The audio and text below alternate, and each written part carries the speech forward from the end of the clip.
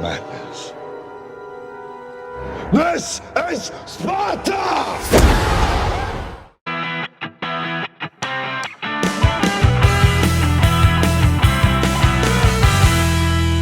Welcome, my name is John, and I'm just here to discuss movies on the YT, and I apologize for my terrible kicking form, but nonetheless, this is the second video in my Zack Snyder review series that I'm doing leading up to the release of the Snyder cut of Justice League. They're gonna be on Wednesdays, and for the most part, there's probably going to have to be one, maybe two, not on Wednesdays. Today we're talking about 300, which I remember advertising for this. It came out when I was in late-ish elementary school, but mainly but when I was in middle school, and a lot of the friends I hung out with in middle school and just in general, this was like a very important movie for some reason. Like This Is Sparta and all of that. It was one of the most quoted movies within, at least at my school and stuff, especially with the guys. And so it's a movie that, even though I wasn't allowed to see it until there was an edited version on cable, because my mom, rated R movies had to be screened by my parents before my mom would allow me to see them. My dad didn't really care, but so as you can probably tell, this is going to be a mostly positive review of 300.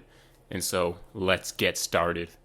And so in 300, the Persians approach the king of Sparta, King Leonidas, for a deal or whatever, and they obviously don't take it.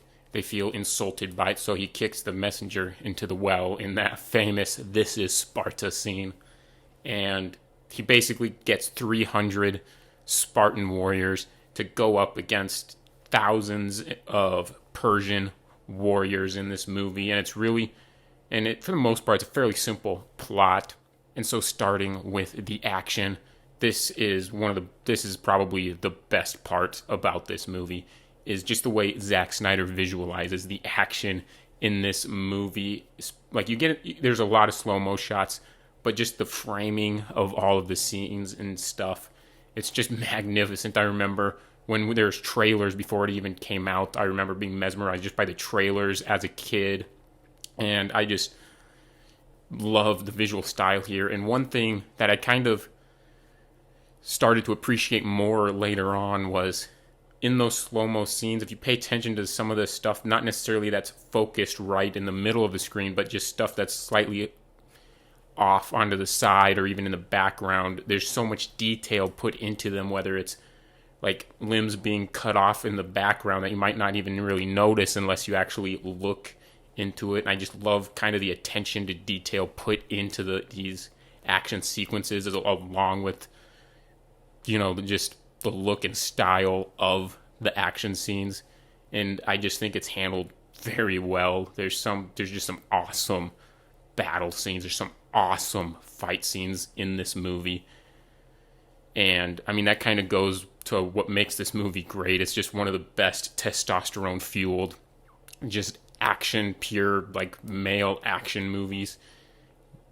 And that's kind of what makes this movie very infamous and famous, but it's what makes it awesome as well. And so getting into the acting and the characters, you don't necessarily have Oscar-winning performances here, but you have Gerard Butler, who's just a nice action star. I've always kind of enjoyed Gerard Butler. I'll admit he's not the best actor in the world, but when it comes to just roles like this or roles like the Mike Banning movies, I just think he fits those roles great. But even his character of King Leonidas has this nice, noble, just quality to him. Like, his motivations and stuff, you can tell he's really living by this, like, Spartan code and everything. And it's just kind of awesome, and he does a great job portraying that nobleness. And they also give his character enough flaws that he doesn't feel like a male version of a Mary Sue or anything. And then on top of that, you just have a nice cast that rounds it out with, like, Lena Headey. Even Michael Fassbender has a small role in here. The only character I'm not the biggest fan of is Theron, but part of that's also just due to the way he's meant to be. He's not meant to be a likable character, so that's something that I can live with because he's not likable, but he's not necessarily annoying either. And then getting into the visuals, like I mentioned in the action, this kind of goes right alongside that and accompanies that section of the review in a movie like this, in Zack Snyder movies in general, is the framing of just ton of these shots. Not even just the action scenes, just there's so many shots in this movie. I love the look of this movie. Even like the coloring, the color corrections and lighting that they use for this movie. I've just always been a huge fan. You know, there might be one scene, small moment here and there that might have a little too much shadowy stuff, but overall, the visuals and the framing of everything is great, and they do such a great job, like I mentioned in the action scenes, of just making sure all these little details can some kind of be found on screen and stuff. If anything, this movie does have some CGI that doesn't fully live up to 2021 standards, but it's not distracting at all. And, you know, I'm not the biggest fan of CGI blood. You get a couple moments like that in here, but it's nowhere near like the amount of CGI blood you get in Rise of an Empire. But those are just very, very small nitpicks. And overall, I just think the visual style in this movie is spectacular. So now moving on to the story and the writing.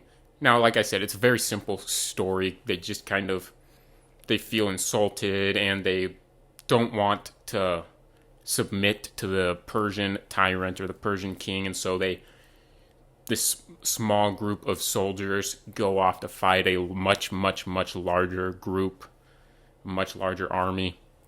It's fairly simple for the most part, but you do get a lot of nice moments, especially between Astinos and his captain father, that I think there's enough moments like that dropped in to where when Astinos dies and gets killed, it brings a nice emotional spark to it, and he becomes like a martyr for the Spartan to help motivate the Spartans even more, which is also somewhat foreshadowing to the ending and kind of climax of the movie when, spoiler alert, King Leonidas dies at the end.